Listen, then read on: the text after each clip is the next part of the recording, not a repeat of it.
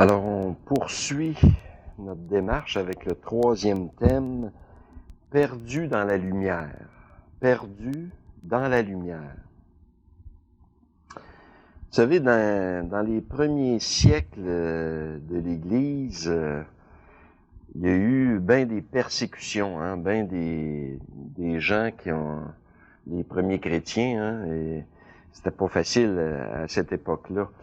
Et beaucoup ont fui Jérusalem, puis Palestine, pour aller se réfugier dans des déserts. Il y a eu ce qu'on a appelé les moines du désert, là, les moineaux rares qui allaient là, pour vivre le christianisme dans le fond des déserts. Et plusieurs, ça a été l'occasion de tout un cheminement spirituel, puis aller vraiment au bout de l'expérience chrétienne, à l'intérieur de beaucoup d'ermites. Puis, on nous raconte qu'il y a beaucoup de récits qui nous sont rapportés des pères du désert, comme ça, des gens qui sont allés très loin dans l'expérience chrétienne. Puis, à un moment donné, on raconte un récit comme ça de deux amis qui étaient allés comme ça là, dans le désert, vivre leur vie en ermite. Ils vivaient dans une petite cabane, puis très loin les uns des autres, comme ça, pour approfondir les choses de l'intérieur, la vie spirituelle. Puis il y a un récit qui nous a raconté à un moment donné de deux amis qui vivaient ça, qui vivaient à des kilomètres de distance un de l'autre en ermitage, pour pas se déranger. Puis mais à l'occasion, ils se rencontraient pour échanger ou ce qui était rendu dans le cheminement spirituel. Fait que pour pas trop se déranger, ils se voyaient une fois tous les 10 ans. Fait que c'était pas pire, là, c'était pas trop dérangeant. Puis à un moment donné, c'était autour d'un à aller visiter l'autre. Puis, il avait hâte de jaser avec son ami. Ça faisait 10 ans qu'il l'avait pas vu. Puis, fait que là, il s'approchait. Puis, aussitôt qu'il a aperçu la petite cabane de son ami au loin, puis il voyait qu'il était assis dehors, là, comme ça. Puis là, il en pouvait plus d'attendre. Fait que là, il a crié ceci à son ami, puis il avait hâte de partager ou ce qui était rendu dans son cheminement spirituel. Puis il lui a crié ceci d'une voix forte dans le désert. Il dit... Moi, là, je suis le plus grand pécheur de toute la terre. Il regardait, voir sa réaction, puis il voyait l'autre n'avait pas bronché. Fait qu'il continuait à avancer, à avancer. Puis là, rendu un petit peu plus proche de l'ermitage de l'autre, il dit, je me suis trompé. Je suis pas le plus grand pécheur de toute la terre, je suis le seul pécheur que ça a à terre. Il regardait. L'autre bronchait pas. Il s'approche encore. Quand il est arrivé à côté de son ami, puis il l'a regardé dans les yeux, il dit, moi, là, je crois qu'il y a un enfer, et je vais être le seul à aller en enfer. Fait que ça a clos.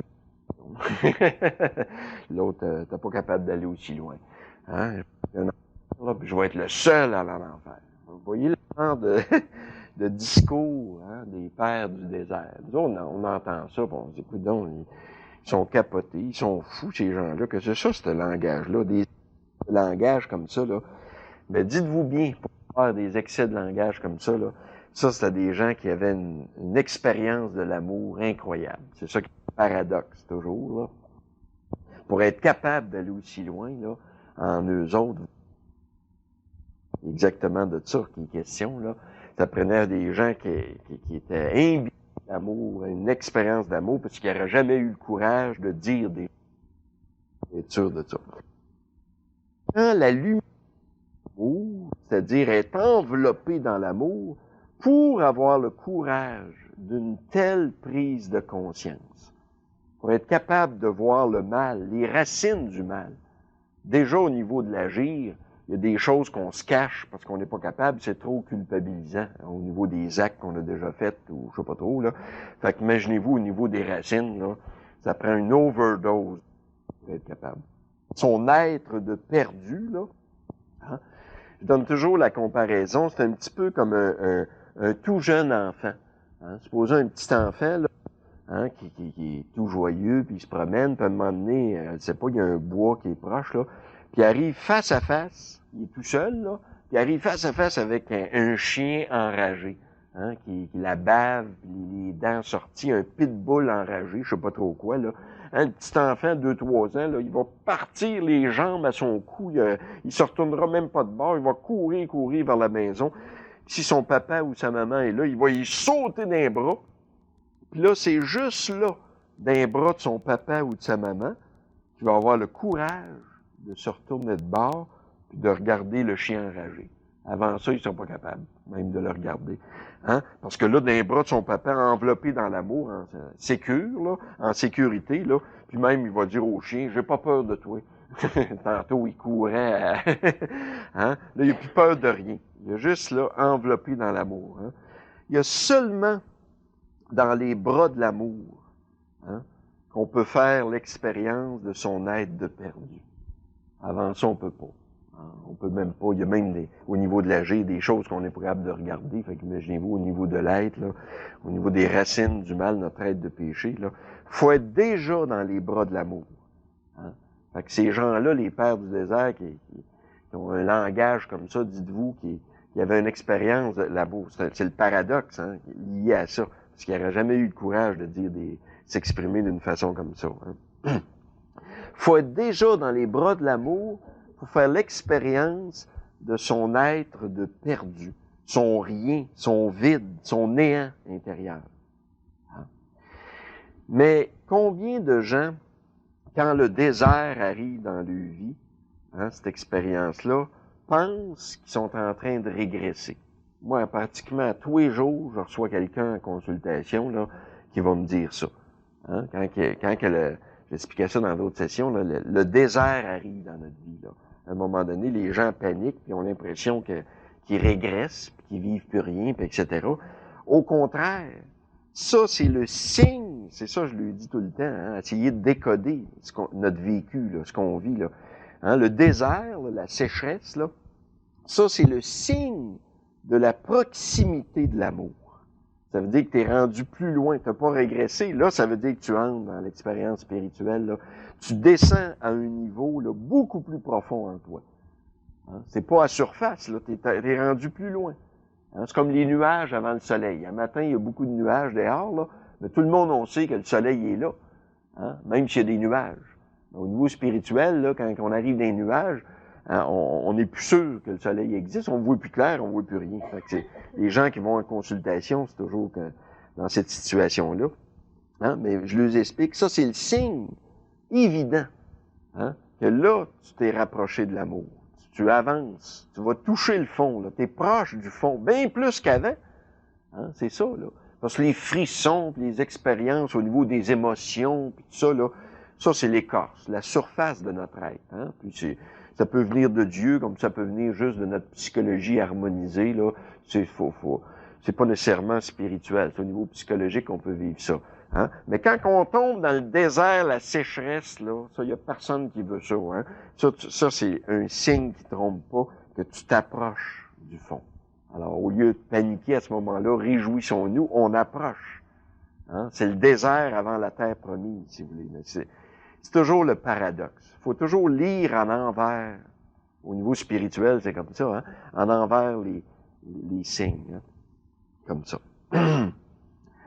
Alors, on a vu hier soir, si vous voulez, dans un premier temps, là, un petit peu, on a abordé le sujet à peine, là, malheureusement, on n'avait pas assez de temps, là, la grandeur de l'amour, hein, l'abîme d'amour qu'il y a en Dieu, à quel point qu'il nous aime, là. Bon. Et ce matin, en débutant, là, c'était la douche d'eau froide, là, l'abîme du mal qu'en nous autres, les racines du mal, notre être de péché. Ça, c'est moins intéressant, hein. Mais là, on va commencer à voir, à partir de ce troisième thème-là, la rencontre de ces deux abîmes-là. Hein, c'est là que c'est plus intéressant. Là, on va comprendre mieux, de plus en plus, on va comprendre où ce qu'on s'en va avec tout ça. Là. Hein, la rencontre de l'abîme d'amour et l'abîme du mal, les racines du mal en nous autres. Là. La rencontre des deux, qu'est-ce que ça fait? Je voudrais maintenant essayer, je dis bien essayer, de vous parler du salut. Hein, le fameux salut chrétien, ou salut proposé par l'Évangile de Jésus-Christ. C'est quoi cette affaire-là au juste? Hein? D'abord, juste le mot « salut », c'est pas un mot très populaire en 1998, là. Hein? C'est un mot qu'on entend moins souvent, là, si vous voulez, là. Puis habituellement, hein, quand on entend ce mot-là, le salut chrétien, puis des grands discours là-dessus. Si j'avais annoncé l'en session, là, J'aurais dit, au lieu de que de l'amour, là, ça c'est pas pire, là, de l'amour, ça nous intéresse, j'aurais annoncé des conférences sur le salut chrétien. Ben, probablement, là, il manquerait des joueurs à matin, là, qu'on serait retrouvés 2, 3. Bon, c'est pas le salut, là. Habituellement, les gens qui entendent ça, là, des choses sur le salut, là, ben, ils ont le goût de dire, ben, salut. J'entendrai une autre fois là-dessus, ça intéresse à peu près personne, là. Bon. Je vais essayer de trouver des mots très simples, des exemples, plusieurs exemples à partir de maintenant que je vais vous donner, qui veulent dire toujours la même chose, pour essayer d'éclairer ça. Cette chose extraordinaire qu'on appelle le salut chrétien, le salut proposé par l'Évangile, c'est de quoi de phénoménal, il n'y a rien de plus beau que ça. C'est surtout quelque chose à expérimenter, à vivre à un moment donné. Il n'y a rien de plus beau. Je vais essayer de trouver d'autres mots pour vous le dire, pour vous le décrire. Là, puis à force d'exemples, ben, peut-être à un moment donné, vous allez ouvrir une porte, puis vous ouvrir à cette réalité-là, puis comment que c'est beau, puis c'est grand, ça, cette affaire-là.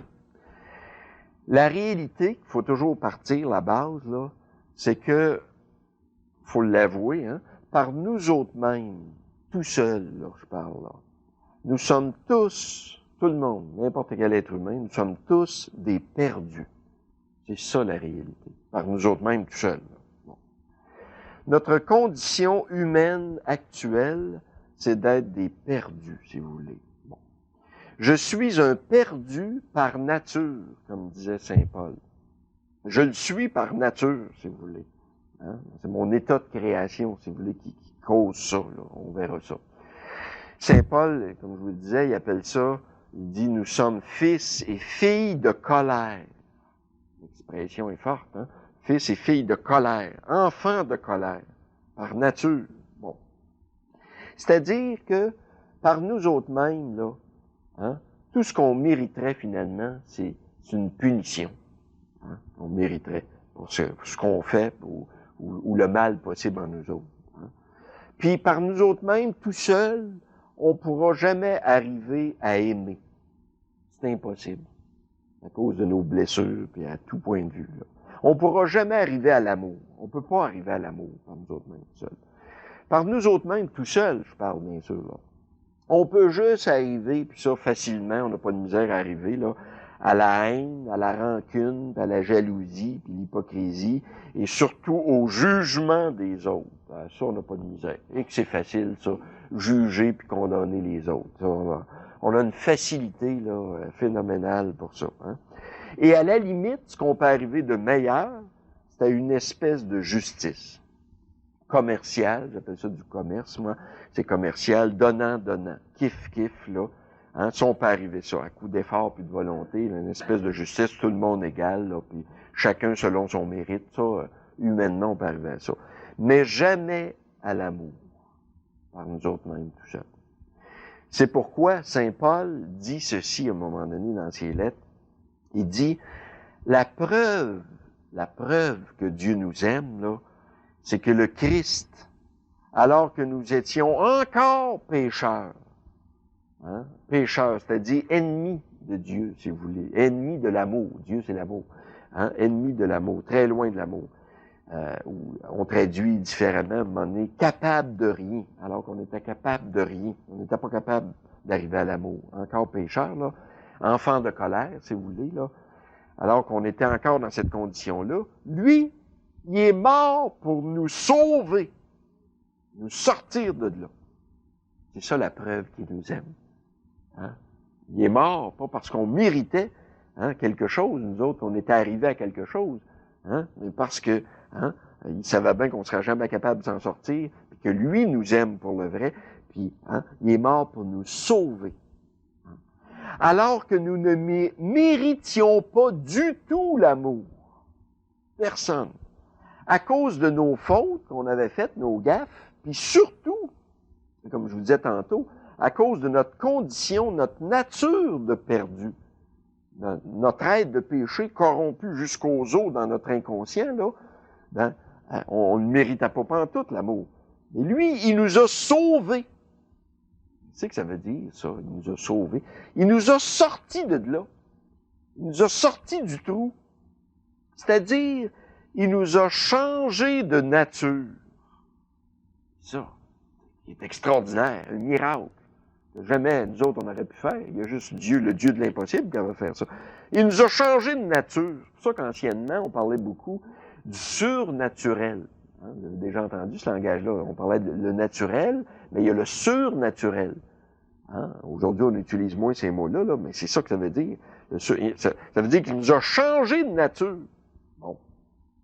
C'est incroyable. Dieu nous a élevés à la dignité de l'amour. Nous autres, les perdus. Il nous a rendus, chacun de nous, participants de la nature divine. Incroyable, ça. Hein, l'impact de ça, ce que ça veut dire. Hein? Saint-Pierre qui a dit ça. Participants de la nature divine. C'est pas notre nature, nous autres, la nature humaine corrompue, là, mais participants de la nature divine. Écoutez, il y a tout un pas, là. C'est inconcevable pour nous autres.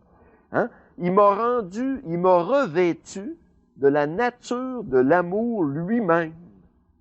Revêtu. Mais pas à la façon d'un manteau qui cacherait nos faiblesses, puis nos pocs, puis nos blessures. Là. Ça serait déjà beau, mais ça serait rien encore. Mais supposons un manteau, qu'en mettant le manteau, je suis transfiguré de l'intérieur. Ça, c'est tout un manteau. Hein? Enveloppé, là, puis transformé, transfiguré de l'intérieur totalement. C'est pas facile d'expliquer ces affaires-là. Hein? Le père Yves Girard a un bel exemple que je reprends ici, parce que je trouve que c'est très simple et très éclairant pour comprendre c'est quoi le salut chrétien. Bon. Alors, supposons que toi, tu as un animal à la maison chez vous, un animal, un chat, un chien, je sais pas trop, là, un animal que tu aimes beaucoup, beaucoup d'affection puis d'amour pour cet animal-là, t'en prends soin puis tout ça. Bon, supposons, mettons, un chien. Bon, un chien à la maison, là, puis t'étais tout bien dompté, bien dressé, puis extraordinaire. Bon. Puis tu l'aimes tellement, ton chien, là. Hein, tu l'aimes tellement que, supposons, par hypothèse, là, ça n'existe pas, mais supposons, là, que toi, là, par amour, là, t'aurais ce pouvoir-là, là, de le changer de nature. C'est-à-dire, ton chien, lui, il est de nature animale, c'est un animal, bon. T'aurais le pouvoir, avec une baguette magique, je sais pas trop, là, de l'élever à ta nature à toi, à la nature humaine. Du jour au lendemain, là, un petit coup de baguette, là, puis t'élèverais ton chien à la nature humaine. Puis là, ton chien, au lieu de japper, il se mettrait à parler. Ah ben, puis il déjeunerait avec toi le matin. Hein, qu'est-ce que tu veux? Des toasts? Veux-tu des œufs ou du gruau? Là? Dis-moi ça, là. Puis ton chien te répondrait, puis il lirait son journal, hein, avec toi, etc. Il jaserait avec toi, ça serait ton meilleur ami. Ça serait extraordinaire, ça. Hein? Puis ton chien aurait une dette incroyable envers toi, dans le sens qu'il il n'aurait jamais pu, par lui-même, à coup d'effort et de volonté, arriver à changer de nature. C'est toi, par amour, là, qui a fait ce miracle-là. Tu l'as élevé, hein, à ta nature, à toi, par un don d'amour gratuit. Lui, il n'aurait jamais pu par lui-même. Hein? Ben, c'est un exemple, ça. Bien, nous autres, là, hein, c'est un petit peu ce qui s'est passé, si vous voulez, là, comme comparaison, là. Croyez-le ou non, depuis la croix du Christ, là, nous autres, les humains, là, on a été élevés à la nature de Dieu. Incroyable. À la nature de l'amour lui-même en personne, la nature divine. C'est quelque chose, on n'aurait jamais pu par nous autres mêmes. Imaginez les perdus que nous sommes tous, de tous bords, tous côtés, autant dans notre agir, si on ne l'est pas perdu dans notre agir, que tout est correct, on l'est dans notre être de péché par nature. Mais nous autres, les perdus, les poqués au bout que nous sommes, on est devenus, depuis ça, là, la croix, on est devenus des dieux. Incroyable. Ça, c'est dur à croire. Dans notre fond, c'est déjà fait. Là. On n'est pas là, nous autres, on est au haut à la surface, fait qu'on ne croit pas ça. On est devenus des dieux. Moi, quand je dis ça, là, il y a des gens qui ont les yeux ronds, là, qui me regardent. Hey, c'est-tu le nouvel âge, ça, là? Hey, change-nous pas de religion, là, toi, là, hein? Le nouvel âge, ben, c'est pas moi qui dis ça, c'est le Christ qui dit ça dans l'Évangile. Si vous me croyez pas, je vous donne la référence. Saint Jean, l'Évangile de Jean, chapitre 10, verset 34. C'est pas moi qui invente ça, là. Bon, Jésus qui dit aux gens, vous êtes des dieux. C'est ce que l'Écriture dit elle-même. Vous êtes, c'est ce que vous êtes au fond de vous autres. Hein? C'est ça, là. Dans votre fond, bien sûr qu'on parle, là, vous êtes des dieux. Mais si on veut pas tomber justement dans le nouvel âge, qui est dans une déviation, parce que le nouvel âge dit la même chose, exactement la même chose, sauf que la nuance chrétienne, la couleur propre à l'Évangile, c'est qu'on est des dieux par grâce. Ça, le petit mot est important ici, là. C'est ça qui change toute la distinction entre le nouvel âge et le christianisme, si vous voulez, là. Hein? Pas par nous-mêmes, vouloir devenir Dieu par soi-même, c'est le péché originel. C'est pas tellement original, là. C'est pas nouveau, là. Hein? Il y a rien de nouveau sous le soleil, là. C'est le péché originel. Mais on est des dieux par grâce, par cadeau, par grâce, ça veut dire par cadeau gratuit de lui, de Dieu, notre Créateur. Quel cadeau! Tout un cadeau extraordinaire qui a besoin d'être développé à un moment donné, par exemple, pour le découvrir. Mais un jour, on va finir par l'ouvrir puis le recevoir. Il est là. Il a été donné, en tout cas, le cadeau. On a juste à le déballer à un moment donné. Bon. Quel cadeau extraordinaire qu'on a reçu à la croix. C'est ça le salut chrétien typique de l'Évangile. Là. Puis on méritait pas ça, pas en tout. C'est pas ça qu'on méritait. L'Évangile n'arrête pas de nous le dire. Tout ce qu'on aurait mérité, c'est une punition, puis l'enfer, puis enfant de colère par nature dans notre aide de péché. L'Évangile n'arrête pas de nous le dire. Tout ce qu'on aurait mérité par nous autres mêmes, c'est des punitions. Hein? Puis Saint Paul, en parlant du salut chrétien, là, typiquement chrétien, il insiste tellement là-dessus, dans toutes ses lettres, hein, aux Romains, aux Galates, dans toutes les lettres, à temps puis à contre-temps, il insiste toujours parce qu'il sait qu'on a de la misère à s'ouvrir à ça, à catcher ça, nous autres. Hein? C'est pour ça que Saint Paul dit ceci. Hein? Le cheminement spirituel, l'expérience spirituelle, là, il ne s'agit pas du tout de l'humain qui court et qui va et qui s'agite et qui force à coups d'effort, puis de volonté, puis de mérite, puis d'essayer de tout corriger dans ses défauts dans sa vie, puis d'améliorer ses affaires, puis d'acquérir la vertu, puis tout ça. Saint Paul dit, il ne s'agit pas du tout de ça. Pas ça le mystère profond spirituel. Hein? Il ne s'agit pas du tout de ça à coup d'effort puis de volonté pour essayer de changer sa nature. Tu n'arriveras jamais à changer ta nature. Jamais. Hein? Ça t'arrivera. Saint Paul dit, il s'agit uniquement de Dieu qui fait miséricorde. De Dieu qui fait miséricorde. De Dieu qui, lui, nous change de nature. Lui nous donne un cadeau qu'on ne méritait pas en tout. Hein? Il nous le donne gratuitement. C'est ça, hein, le mystère de toute la spiritualité. Typique à l'Évangile. C'est ça, là. Hein? Pas autre chose que ça. Il s'agit uniquement de Dieu qui fait miséricorde. Quel cadeau! C'est ça le salut proposé par l'Évangile. Salut chrétien. C'est ça. C'est pas autre chose que ça. Qui est typique. Si vous mettez toutes les religions l'une à côté de l'autre, il y a juste dans le christianisme que vous avez ça. Un cadeau gratuit que tu reçois. C'est juste à t'ouvrir le cœur, les mains pour le recevoir. Même il est donné déjà au fond de nous autres. C'est juste qu'on n'a pas conscience de ça. On est partout, là. On va essayer de ne pas oublier de bout. Ah, le Père Brault, un grand prédicateur français, hein, qui a prêché souvent à la retraite, un dominicain qui étudiait avec Jean Vanier. Jean Vanier connaît bien. Le Père Brault, à un moment donné, il y avait des Japonais qui venaient suivre ses cours qui voulaient se convertir au christianisme, des Japonais. Puis, à un moment donné, le Père Brault les a demandé comment que ça se fait que vous autres, vous avez toutes des traditions extraordinaires au niveau religieux, le bouddhisme, puis tout ça, des grandes religions, puis les Japonais, vous avez toutes, vous autres, hein, votre religion, vous autres, votre tradition, puis vous avez même l'argent, les Japonais, là, bon. Puis il dit, pourquoi voulez-vous convertir au christianisme? Puis les Japonais avaient répondu ceci. Parce que la foi chrétienne, c'est la seule religion au monde qui nous accueille quand on a perdu la face. Vous savez comment, si vous connaissez un peu le japonais, comment que c'est important, l'apparence, la face, hein, un japonais qui a perdu la face, c'est idée, là, je veux dire, hein, qui a fait une gaffe ou quelque chose, les autres, c'est le suicide tout de suite, là, qui perdre la face, il dit, c'est la seule religion qu'on connaît qui nous accueille même quand on a perdu la face, qu'on a tout raté, qu'on a tombé, etc. C'est la seule religion. hein, qui nous accueille même si on le mérite pas. Même si on le mérite pas. Hein? C'est ça. Mais même si on le mérite pas, on est sauvé quand même. C'est la seule religion qui propose ça. C'est une belle réponse, ça. Ils sont allés au cœur du mystère chrétien. C'est exactement ça. C'est inimaginable ce que Dieu a fait à la croix. Mais c'est ça.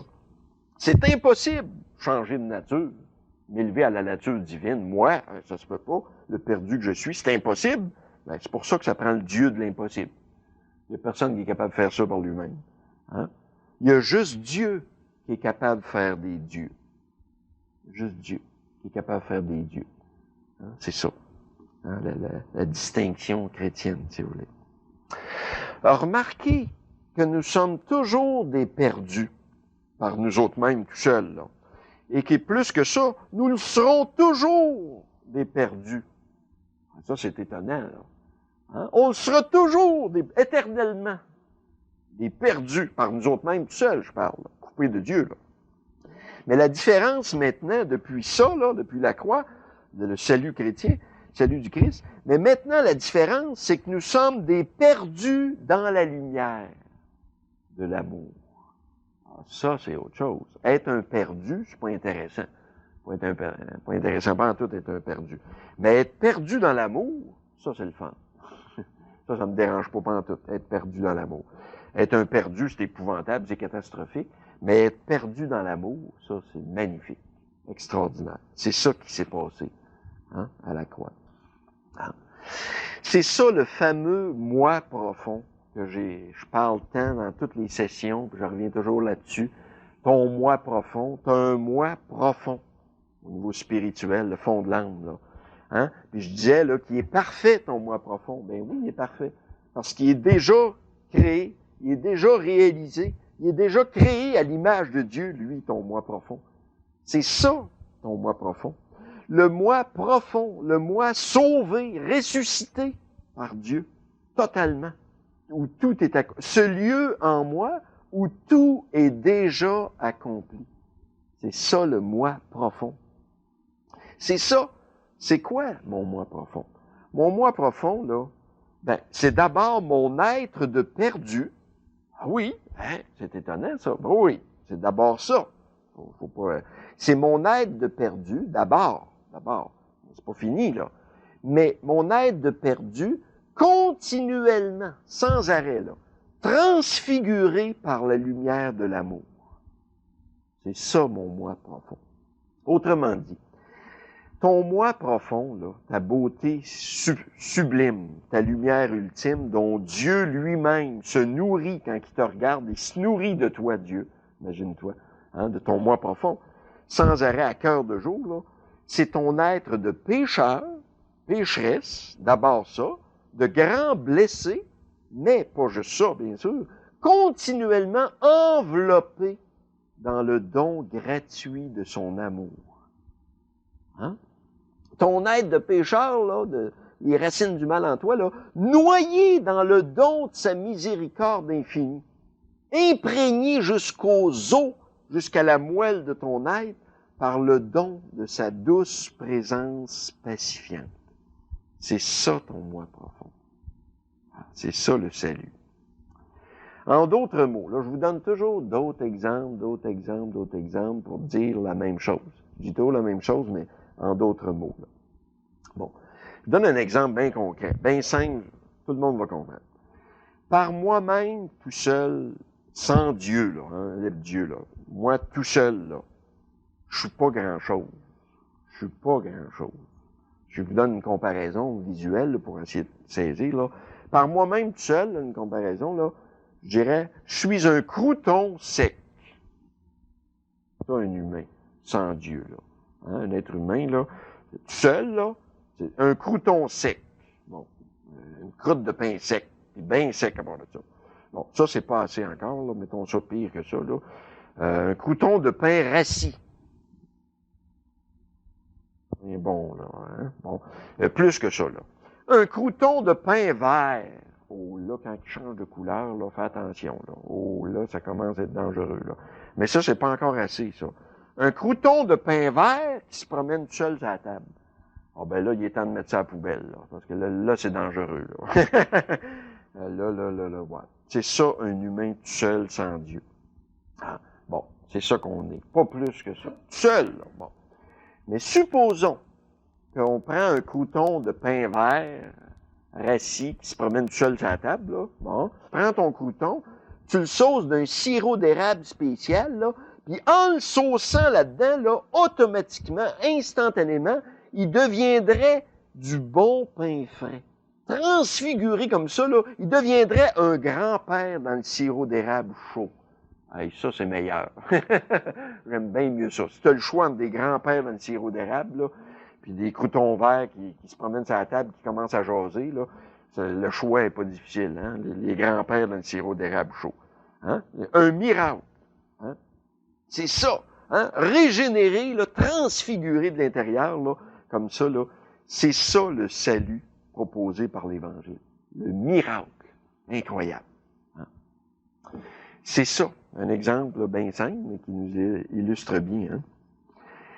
Mais si, par hypothèse, je me coupais de Dieu un seul instant, c'est juste par hypothèse, hein, c'est juste pour comprendre les choses, je me coupais de Dieu, dire, je suis capable d'être un grand-père dans le sirop d'érable seul, moi, j'ai plus besoin de Dieu, j'ai pas besoin de Dieu, je suis capable d'être du bon pain frais, pas un crouton, mais un grand-père dans le sirop d'érable tout seul, là, je me coupe de Dieu, là, qu'est-ce qui se passerait? Je redeviendrais un crouton vert, bien sec, instantanément séparé de Dieu. C'est dans ce sens-là que Yves Gérard disait, hein, je serai éternellement pécheur. C'est ça dans ce sens-là. Mais un pécheur sauvé. C'est ça, il faut toujours rajouter. Éternellement, hein. Je serai un pécheur, mais un pécheur sauvé, saucé dans le sirop d'érable, si vous voulez. Il faut comprendre ceci, que l'acte du salut, à la croix, là, l'acte du salut, là, c'est un acte éternel, ça, cette affaire-là. C'est un acte éternel, perpétuel. D'ailleurs, tout est éternel en Dieu. Il est l'éternité. Je vous disais hier soir, c'est pas facile à comprendre pour nous autres. On est dans le temps, nous autres.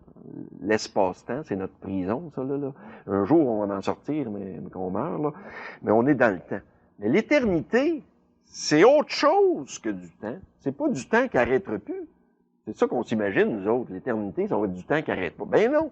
C'est une autre dimension où tout est ramassé, le passé, présent, avenir, tout est ramassé dans un point, si vous voulez. Dieu, c'est ça qui vit, c'est ça qu'il est, lui. Hein? Une autre dimension complètement. Un temps fort, si vous voulez, un temps condensé. Hein? Dieu, il est un, unifié, là, le passé, présent, avenir. Dieu est présent là, autant au passé qu'à l'avenir. Tout est ramassé en lui. Il est l'éternité, il est dans l'éternité. C'est une autre dimension complètement différente. Hein? Tout ce que Dieu pense, dit ou fait a une portée d'éternité. C'est sorti du temps. Dans ce qui est, je vous disais au début, là, on va parler de ce qui est. Hein? On arrive toujours là, au bout du chemin. Là. Hein? C'est ça le salut. Un instant éternel, imaginez juste cette expression-là, un instant éternel. Hein? C'est comme si le temps arrêtait. Hein? Tu vis un bonheur au bout, tu es en amour comme jamais dans ta vie, puis supposons que le temps arrêterait. C'est le ciel, si vous voulez, le royaume des cieux, c'est ça, là. Un instant éternel de bonheur sublime, suprême. L'instant éternel du salut. C'est ça. C'est ça qu'on va goûter un jour à plein. Là. Hein? Un bonheur qui n'arrête pas. Même qui grandit. C'est incroyable. Je donne un autre exemple pour essayer de saisir ça. C'est quoi l'acte éternel du salut chrétien? Un instant de bonheur là, qui n'arrêtera pas. Là. Un autre exemple. Supposons que toi, tu t'en vas faire un voyage au Moyen-Orient, je sais pas moi, en Irak, ou je sais pas trop où, dans ces pays-là, t'as le goût d'aller voir Saddam Hussein, là, c'est un bon gars, ça, Saddam. On va aller jaser avec Saddam un peu. Tu prends des vacances en Irak. Bon, belle place, prendre des vacances, ça. Puis à un moment donné, il y a un commando irakien qui savent que tu as un passeport américain ou canadien, puis qui t'arrête, qui t'enlève. Enlèvement. Souvent, ça, les enlèvements dans ces pays-là. puis t'es gardé en otage. Eux autres, ils veulent négocier des prisonniers ou je sais pas trop quoi. En tout cas, ils te gardent en otage pour faire des négociations, là. Puis toi, là, enlevé du jour au lendemain, t'as les yeux bandés, tu vois même pas, tu sais pas où ce que t'es enfermé d'un trou à quelque part d'une prison, t'es nourri au pain sec puis à l'eau, des croutons quasiment verts, là. Puis là, tu vis l'enfer. Supposons que ça dure 1 mois, 2 mois, cette affaire-là. Là. Hein? Puis là, toi, tu sais pas, t'as trop un fusil proche de la tente, puis tu sais pas quand est-ce que le cave à côté va tirer, là. Ta vie tient à un fil, là. Imagine-toi ce que tu vis à l'intérieur. Hein? La panique, l'angoisse, tu dors plus, t'es tout, tu sais plus, je vais-tu revoir ma femme, ou mon mari, si c'est une femme, ou mes enfants, mes petits-enfants que j'aime, puis mes amis, puis tout ça, tu sais pas, puis tu vis ça, des qui paraissent un temps qui finit plus. L'enfer que tu vis. 2 mois de temps. Imagine quelqu'un, il y en a qui ont vécu ça, des mois de temps, là. C'est épouvantable, hein, au niveau, là, psychologique, là, c'est marquant, hein, des gens, là. Puis supposons qu'après 2 mois, un miracle arrive. Un miracle, vraiment, là. Tu croyais pas jamais que tu étais capable de te sortir. T'es enchaîné à un boulet, là, puis tu pourras jamais te sortir de là. Mais un miracle arrive, supposons, qu'arrive un commando américain. Hey, les Américains, les sauveurs du monde, oui, hein? Batman, Superman vient d'arriver, ben, eux autres, c'est les sauveurs du monde, les Américains, qui arrivent avec en hélicoptère, puis au bout de 3 minutes, bang, bang, bang, ils assomment les gardiens, que là, ils te détachent, ils t'amènent dans l'hélicoptère, bang, ça fly, toi, t'es parti, tu vas sortir direct. L'instant que tu vas mettre le pied dans cet hélicoptère-là, que tu vas réaliser là, que les Américains, puis que toi, là, c'est fini ton enfer. T'es sorti, puis à l'aéroport, ta femme ou ton mari t'attend avec tes enfants, puis fais-toi-en pas, il n'y a plus de danger, ils peuvent plus nous attaquer. T'es sauvé! T'es sauvé, t'es sorti du trou. Tu pensais plus t'en sortir, t'étais découragé, t'avais abandonné, là. Hein? Puis là, il y a un miracle qui se produit, là. Ben, un instant, à un moment donné, tu vas réaliser que tu es sauvé. Tu es sorti du trou, là. Hein? Ce que tu vas goûter de joie puis de paix, ça va être innommable. C'est un instant de libération. Une libération, tu es libre. C'est fini. Ton cauchemar est fini. T'en es sorti. Ce bonheur-là, là, jamais tu vas goûter une joie aussi grande dans ta vie. Jamais. Hein? Mais ce bonheur-là, il restera pas tout le temps. Hein, tu vas retourner au travail, tu vas retourner dans ta famille, etc. Puis, à un moment donné, le train-train quotidien va reprendre, puis tôt ou tard, cette joie-là va s'estomper tranquillement, hein, à la longue, là. Hein, bon. Mais supposons que le temps arrêterait, là, et que tu resterais juste dans cet instant de bonheur-là, là, ben, c'est ça le ciel, c'est ça l'éternité, c'est ça l'amour, c'est ça le salut, hein, proposé par l'Évangile, hein, comme ça. Hein. Le cauchemar est fini. Hein? Un instant éternel de bonheur sublime. C'est ça qu'on va vivre éternellement. J'en suis sorti. Il y a quelqu'un qui m'aime et qui m'en a sorti de là. J'aurais jamais été capable de m'en sortir tout seul. Tu vas savourer ça là, éternellement, là, un instant éternel de joie libératrice, là, extraordinaire, extraordinaire. Hein? C'est ce qu'on va vivre un jour, tout le monde, dans tout notre être, au niveau psychologique, physique, intellectuel, nos émotions, tout va être imbibé dans l'amour comme ça, là. Hein? Ça va être une joie indescriptible. C'est ça. Éternellement, je serai sauvé par Dieu. Hein? C'est-à-dire maintenu dans cet amour-là. Là. Éternellement, je serai pardonné, enveloppé, noyé, saucé, imprégné, imbibé dans l'amour jusqu'au cou, par-dessus les oreilles, hein? Dans l'amour miséricordieux. Et si par hypothèse, c'est juste des hypothèses ici pour comprendre là, au niveau théologique là, les choses. Là. Si par hypothèse, Dieu me laissait tomber, ce qui n'arrivera jamais, inquiétez-vous pas, là, mais juste hypothétiquement, là, Dieu me laissait tomber un instant, ou que moi, je me coupais de Dieu, hein? Qu'est-ce qui se passerait encore une fois? Je redeviendrais instantanément ce pécheur invétéré, ce crouton sec et vert, desséché puis moisi dans cet enfer insoutenable. C'est ça qui se passerait automatiquement. Si Dieu ne maintient pas dans l'amour, là, c'est fini. Je reviens à l'exemple de Yves Gérard de tantôt. Ton chien, que tu élèverais par hypothèse là, à la nature humaine. OK? Bon. Supposons que c'est en le touchant. Supposons qu'en touchant ton chien, tu aurais ce pouvoir-là, toi en toi, ce don-là, là, juste en y mettant la main sur ton chien, tu aurais le pouvoir de le rendre humain, de le changer de nature, il devient humain, puis là, il arrête de japper, il se met à parler avec toi, puis tout ça, là, bon. Hein? Puis, juste en le touchant, ce pouvoir-là, là, c'est transmis par un toucher, comme ça.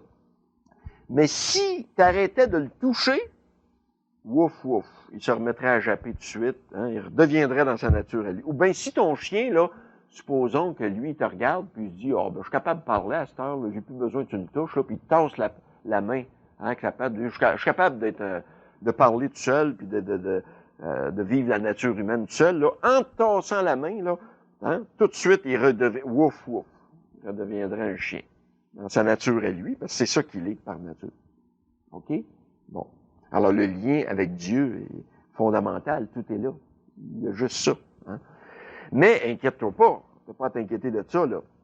Dans l'éternité, l'amour ne te laissera jamais tomber. Jamais. Dans la joie suprême, extrême, d'avoir enfin retrouvé son enfant perdu. La joie du père, de la mère, qui a retrouvé son enfant perdu est tellement grande qu'elle ne lâche plus. Hein, je donne toujours l'exemple, il y en a peut-être qui ont vécu ça déjà, de perdre un enfant. C'est épouvantable pour un papa et une maman. Là. Tu t'en vas d'un cirque ou d'un centre d'achat ou n'importe un lieu public. Là. Supposons que tu as un petit enfant de 2-3 ans, tu le tiens par la main, puis durant une seconde, tu lui lâches la main pour jaser à quelqu'un ou je sais pas trop quoi. Là. Puis tu te retournes de bord, il est plus là. Ça, il n'y a rien de plus paniquant pour des parents. Hein? Qui ont perdu là, d'une foule, là, avec tout ce qui peut arriver aujourd'hui, on le sait, là. Les parents, là, ils vont virer le centre d'achat en envers. Ils mangeront plus, ils dormiront plus, ces parents-là, tant qu'ils l'auront pas retrouvé. Hein? Ils sont prêts à tout pour retrouver les petits-enfants. Il n'y a rien qu'ils feront pas. Hein? Puis, supposons que l'enfant t'a pas perdu, mais il est parti aux toilettes avec un autre, ou je sais pas trop quoi, là, qui est arrivé, puis il revient 15 minutes plus tard, etc., là. Hey, la joie de retrouver son enfant perdu, là, tu pensais que tu l'avais perdu avec tout ce qui peut arriver, là, tu vas le serrer dans tes bras, ton enfant, là, tu vas quasiment l'étouffer. Il va dire, hey, moins fort, papa, pour maman, là, étouffe. Hein, tu vas quasiment l'attacher après toi. Tu ne lâcheras plus, cet enfant-là. Hein, ben, c'est ça que le Père vit au ciel, si vous voulez, en retrouvant chacun de ses enfants. C'est ça qui nous est décrit dans la parabole de l'enfant prodigue. C'est exactement ça. Il est tellement content, le Père, d'avoir trouvé son enfant perdu, là, qu'il fait une fête sans bon sens. Un symbole du ciel, là. Il vire tout à l'envers, il capote, le Père, hein. Il y a une joie, là. Son fils ingrat, c'est incroyable, son fils ingrat, qui a flambé tout l'héritage, l'argent qu'il avait ramassé durant toute sa vie à la sueur de son front, lui a flambé ça en 2 mois, avec des prostituées, dit le texte, puis la grosse vie, puis flayé, puis arrive tout crotté en lambeaux. Quand il n'y a plus une scène, là, il revient là, pour avoir une job. Les motivations sont bien terre à terre. Lui, il a faim. C'est tout ce qu'il veut, c'est de manger. Puis il sait que les serviteurs de son père sont bien payés. Fait qu'il veut même pas être appelé son fils. Il dit, je veux juste être un employé, là, parce que bon. Le père veut rien savoir de ça. C'est la fête. Hein? Les motivations du fils, là, c'est bien terre à terre. Mais le père prend ça, vire ça en envers, lui, dans l'amour. Il noie ça dans l'amour, là. Puis il fait une fête sans bon sens, comme jamais il y a eu dans cette maison-là. Avec ça. Hein? Avec un perdu. C'est ça. Hein? Les retrouvailles du Père avec chacun de nous. C'est ça. Une fête, là. Hein? Puis inquiète-toi pas. Toi non plus. Hein? Jamais, parce qu'il y en a qui peuvent avoir peur de ça, puis d'un coup, j'aurais l'idée de me couper de Dieu, là, moi, là, puis je vais redevenir le crouton vert, là, ça m'intéresse pas, là, puis inquiète-toi pas, hein, ça arrivera pas. Toi non plus, jamais, en te rappelant ton enfer passé, tu vivais sur la terre, là, puis surtout, en goûtant l'amour, que tu vas goûter à ce moment-là, là. Parce qu'on ne connaît pas l'amour. On connaît des miettes, nous autres, on capote quand on goûte une miette, là. Imaginez-vous, quand on va être noyé dans l'amour total, là, on va savoir comment, c'est quoi que ça veut dire le mot amour, là. On ne sait pas ce que ça veut dire l'amour, hein. Quand on va goûter l'amour, ce bonheur sublime, là, jamais, jamais, le moindre soupçon d'idée de te couper de lui, l'amour, là, va effleurer ta pensée. Jamais. Cette idée-là va te venir à la tête. Hein? Jamais. Hein? Puis des fois, je me dis ça, moi, probablement, ça doit être pour ça qu'il y a tant de souffrance à la terre, puis il y a tant de problèmes, qu'on s'enfarge, puis qu'on souffre tant sur cette terre-là. Ça doit être pour ça, dans le fond, pour être sûr qu'on n'aura jamais l'idée de revenir ici. Hein? Des fois, je me dis ça, moi, ça doit être ça. Ça doit être pour ça. Hein? Pour être sûr qu'on ne sera jamais tenté là, de revenir dans cette condition-là. Hein? Des fois, il y a des gens qui me demandent, moi, la question qui me revient tout le temps, là, crois-tu à l'enfer? Les gens me demandent ça. Puis je lui réponds toujours en blaguant, avec un fond de vérité aussi, là, mais en blaguant, je lui réponds toujours, bien sûr que je crois à l'enfer. On est dedans, là. C'est ça, en blaguant, bien sûr. Prenez pas ça là, au pied de la lettre. Là. Il dit, on est dedans. On est dans l'enfer, là. Voyons donc, le purgatoire, l'enfer. On est dedans. Hein? Le jour où tu vas goûter l'amour, on n'a pas encore cette expérience-là, nous autres. Le jour qu'on va y goûter l'amour, là, on va pouvoir comparer avec ce qu'on vivait ici. Hein? Il y en a qui s'accommodent de ça. C'est pas si pire, vivre en enfer, ou non. C'est chaud un peu, mais quand même, là. Il y a moyen de s'organiser, puis, bon, c'est pas si pire. Qui se contentent de ça se peut-tu? Des miettes. Hein? À côté, le jour où tu vas goûter l'amour, tu vas comprendre, ce jour-là, que ce que tu vivais, c'était l'enfer. C'était le purgatoire, appelle ça comme tu voudras, là. C'était rien à côté de ce que tu vas goûter, vous comprenez, là. Quand on va goûter l'amour, là, on va pouvoir comparer. Je comprends, je crois à l'enfer, on est dedans, là. On est 2 pieds dedans. Ah! Eh, mes amis, ça, c'est quelque chose, hein. Voyons, qu'est-ce que j'ai... Ah oui, ici, une réflexion très sérieuse. Là, on est dans le sérieux, par exemple. Là. Faut pas rire, là. Bon. Saviez-vous ça, vous autres, qu'au ciel, il y a juste des hommes? Donc, les grands saints, les grands mystiques nous le disent, ça, là. Au ciel, ben oui, il y a juste des hommes. Parce que, pourquoi? Parce que s'il y avait des femmes, ça serait l'enfer. Ça, c'est très sérieux, là. Alors, s'il y avait des femmes, ça serait l'enfer. Alors, vous me croyez pas, vous n'avez pas l'air à me croire, hein? Ben oui. Bon, petite blague macho, un peu, là, en passant, pour respirer un peu, quand même, faut pas se prendre au sérieux trop, là. Bon. Remarquez, hein, qu'avant de faire l'expérience de l'amour, je parle de l'expérience intérieure, pas une théorie. Il y a bien des gens qui croient à l'amour en théorie, intellectuellement, là, mais le vivre dans ses tripes, là, goûter un peu à ça. Là. C'est quoi ça, l'amour? Là? Avant de faire cette expérience intérieure du salut, hein, gratuit, hein, qu'est-ce que c'était notre vie spirituelle? C'était pas compliqué. Hein? Il fallait se convertir. C'était juste ça. Changer, corriger, modifier pour devenir digne de l'amour. C'était ça, notre vie spirituelle. En gros, là, il fallait se convertir puis changer pour finir par s'unir à Dieu parce qu'on n'était pas digne encore. Il fallait se purifier, là, puis tout régler nos problèmes. Avant de toucher l'amour en nous autres, là, le mariage de notre infinie pauvreté, hein, intérieure, avec la gloire sublime de l'amour, nous semblait impossible. Et même une profanation du sacré. Je suis pas digne de m'unir à Dieu, là. Je vais régler mes problèmes, puis un jour, peut-être, je deviendrai digne de faire un avec Dieu. Là, je suis trop sale, je suis trop... bon, on va essayer de nettoyer tout, là. Bon, c'était ça, hein, parce que ça serait une profanation du sacré. Hein. C'est pour ça qu'il nous fallait travailler d'arrache-pied, pour essayer de devenir digne aux yeux de Dieu, devenir peu, pour, dans le fond, mériter l'amour. Vous voyez? C'est ça, la petite tromperie qui est là. Pour mériter l'amour. Quand je vais être clean, net, là, je vais mériter d'être aimé. Je vais être aimable. Bon. Mais ce miracle Ce mariage avec Dieu a eu lieu à la croix. On est tous mariés à Dieu, qu'on le sache ou non, qu'on le veuille ou non, qu'on en soit conscient ou non, ça c'est pas important. C'est la réalité qui est importante. On l'est aimé. C'est ça. Hein? Que tu l'accueilles ou non, là, tu t'es aimé. Puis l'amour fera bien son chemin, hein? Au-delà de ton conscient, ça.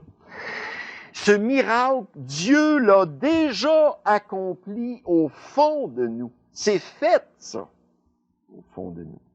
Et un jour, on va accepter enfin que l'amour en personne ne puisse vivre ailleurs que dans notre visage, puis notre visage de perdu. Vous m'entendez bien, là? L'amour en personne ne peut vivre ailleurs que dans notre visage de perdu. Ça, c'est un méchant paradoxe. Notre blessure gigantesque, là, ce que je vous parlais tantôt dans l'autre thème, notre aide de péché, là, était le seul lieu où la tendresse infinie de l'amour pouvait librement se déverser. Incroyable. C'est incroyable, ça. Je répète ça, là. Notre blessure gigantesque, notre aide de péché, là, était le seul lieu en nous autres où la tendresse infinie de l'amour pouvait librement se déverser. Ma faiblesse, c'est ma force, disait saint Paul. C'est ça que ça veut dire. Ma faiblesse extrême est le seul lieu en moi où la toute-puissance de l'amour peut se manifester librement puis totalement. Incroyable, un miracle. Yves Gérard, une phrase de Yves Gérard qui dit, hein, on souffre à peu près toute notre vie de notre vide intérieur. On sent tous qu'on a un vide à quelque part à nous autres, que rien ni personne ne peut remplir. Là. Bon, on souffre terriblement de notre vide intérieur, et pourtant, l'amour ne peut habiter que des espaces vides. C'est ça. L'amour ne peut habiter que des espaces vides. Hein? Puis nous autres, notre vide, il est insupportable. On essaye toujours à 50 000 compensations de remplir ça. Là, pour, hein? On n'accepte pas de le vivre, notre vide. Et pourtant, l'amour, hein? Dieu ne peut habiter que des espaces vides, des espaces vacants. Oui, ce jour-là, je crierai de toutes mes forces, hein? Toutes mes forces. Il est ressuscité, il est vivant, l'amour. Mais au cœur de mon tombeau, comme il a ressuscité, lui, la première fois, au cœur du tombeau, c'est de là qu'est sortie la vraie vie. Au cœur du tombeau, la vraie vie est sortie. Mais c'est au cœur de mon tombeau à moi que la vraie vie va sortir. C'est la même chose pour tout être humain. De mon tombeau, imaginez. Il est ressuscité, un jour, je crierai ça de joie. Il est ressuscité, il est vivant, l'amour, au cœur de mon tombeau. C'est ça que j'en reviens pas. Il se tient debout éternellement au centre de mon être brisé, de ma blessure la plus profonde. Il a vaincu mes faiblesses, mes ténèbres, il a vaincu ma mort. Il a vaincu la pire des morts, celle du péché en moi, mes racines de mal en moi. Hein, comme dit la Bible, hein, si vos péchés sont comme l'écarlate, rouges comme l'écarlate, ils deviendront blancs comme la neige. Ça, c'est pas juste au niveau des actes, ça c'est rien. Hein, c'est encore plus vrai au niveau de l'être. Hein. Ceci est un acte éternel d'amour, perpétuel de salut. Éternellement, l'amour me tiendra et me soutiendra sans cesse dans sa douce miséricorde. Autrement dit, éternellement, l'amour sera à genoux devant moi et me lavera les pieds. Ça, c'est difficile à croire. Hein. Les gens, quand je parle de ça, ils pensent que c'est des symboles, là, c'est une parabole, c'est symbolique, ça, là. Ça se peut pas, écoute, pouce égal, là. Dieu, le créateur du monde, des galaxies, Dieu, éternellement, va être à genoux à mes pieds, qui va me laver les pieds. Ça se peut pas. T'exagères, là. Nous autres, on pourrait peut-être il lavait les pieds, ou je sais pas trop, là, l'adorer, mais pas Dieu à genoux. Puis moi, assis sur le trône, ben, hey, wow. Ouais. C'est dans l'Évangile aussi. Pierre, il a même pas voulu. Il voulait pas au début, Pierre. Hey, toi, le maître et seigneur qui fait des miracles sans bon sens, à genoux, à quatre pattes à mes pieds, à me laver les pieds. Jamais! Jamais, dit Pierre. Hein? C'est ça. Hein? Ben, le lavement des pieds dans l'Évangile, là, juste Saint Jean nous a rapporté. C'est le seul qui a eu le courage de nous rapporter un tel geste c'était la job des esclaves, ça, vous savez, à cette époque-là, là, c'est quelque chose, laver les pieds, là. Ben, le lavement des pieds, là, c'est un geste symbolique, bien sûr, dans l'Évangile, là, symbole du pardon, mais c'est un acte éternel, ça. Tous les gestes de Jésus ont une portée d'éternité. Un geste éternel. Dieu sera toujours à genoux devant nous autres à nous laver les pieds. C'est le symbole du pardon, ça. Hein, ce geste-là. Hein? Les pieds, ordinairement, surtout à cette époque-là, les gens marchaient nu-pieds en sandales dans un désert, il n'y avait pas de trottoir, puis d'asphalte, puis il y avait tous les pieds sales, puis les pieds noirs. Puis le geste d'hospitalité par excellence de quelqu'un qui arrivait en voyage, c'était d'y laver les pieds. Bon, l'accueillir, la première chose. Bon, c'est ce qu'il y avait de plus sale. Bon, c'est symbolique, ça.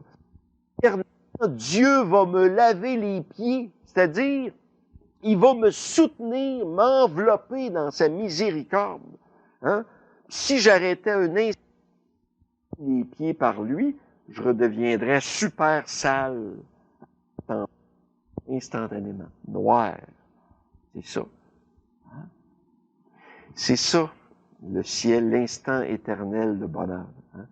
C'est dans ce sens-là, précisément, que le père Yves Girard a cette phrase, encore une fois, déboussolante quand on comprend pas ce que ça veut dire. Yves Girard dit ceci. On a besoin de l'incessante conscience de la profondeur de notre mal pour mesurer la grandeur de l'amour, la grandeur de la grâce qui nous est donnée. Je répète ça, là, ici. On a besoin de l'incessante, c'est-à-dire que ça n'arrête pas, là. Hein? Cette conscience perpétuelle de la profondeur de notre mal, pas pour être masochiste, là, puis triper sur le mal, puis ça se peut-tu avoir du mal comme ça en moi, puis c'est pas ça, là. Pour mesurer la grandeur du cadeau qui nous est donné, de la grâce qui nous est donnée, jusqu'à quel point il nous a sauvés. Hein? Mais voyez la différence dans l'éternité, là. Cette conscience de notre mal, vous voyez, c'est ça la différence. Nous autres, là, on fait juste un acte mauvais, là, juste se souvenir de ça, là, la culpabilité nous ronge, on est tout croche, puis il y a même des gestes qu'on a fait dans notre vie, là, qui étaient tellement croche, puis tellement mal, peut-être, qu'on a refoulé dans l'inconscient. Beaucoup de gens refoulent dans l'inconscient parce que c'est insupportable au niveau psychologique. Puis des fois, avec une thérapie, whoop, ting, ça remonte. Whoop, quelque chose que j'avais fait, mais je n'étais pas capable de le porter psychologiquement, ou qui m'a été fait, la même chose, là. C'était tellement traumatisant. On a des mécanismes comme ça psychologiques qui refoulent continuellement, comme ça. Hein? C'est ça. Hein? Mais on se culpabilise. Fait qu'imaginez-vous, ça c'est juste au niveau des actes mauvais, là.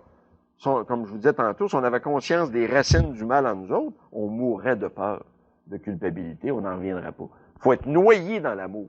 Mais au ciel, on va être noyé dans l'amour. Puis noyé dans l'amour, là, tu vas être capable, comme le petit enfant d'un bras de son papa ou de sa maman, il est capable de regarder le chien enragé, puis il n'a plus peur. Parce qu'il sait qu'il est inattaquable, il n'y a plus rien qui peut y arriver, son papa le protège ou sa maman. Alors, noyé dans les bras de l'amour, nous autres, ça va être la même chose. Il n'y aura plus ça. Hein? Ça va être ma béatitude même. Ma béatitude, mon bonheur suprême, ça. Hein? De voir l'abîme du mal que j'ai en moi, là, la possibilité, là, puis comment il m'a aimé jusque-là. C'est là que je vais être capable de mesurer le cadeau qui m'a été donné à la croix, l'amour qui m'a été donné. À quel point Dieu m'aime, ça se peut pas aimer quelqu'un à ce point-là. Hein? C'est ça. Parce qu'en même temps, j'aurai conscience, bien sûr, de l'amour. J'aurai conscience de quoi il m'a sauvé. C'est ça notre problème. On n'a pas conscience de quoi on a été sauvé à la croix. Au ciel, on va avoir conscience de quoi on a été sauvé. Hein?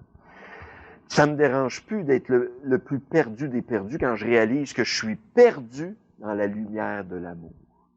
Ça me dérange plus d'être le dernier des derniers quand l'amour est premier dans mon cœur. C'est ça. Voyez, les derniers seraient premiers, c'est ça. Quand je réalise que l'amour est premier dans mon cœur, hein, là, C'est ça, les derniers sont les premiers.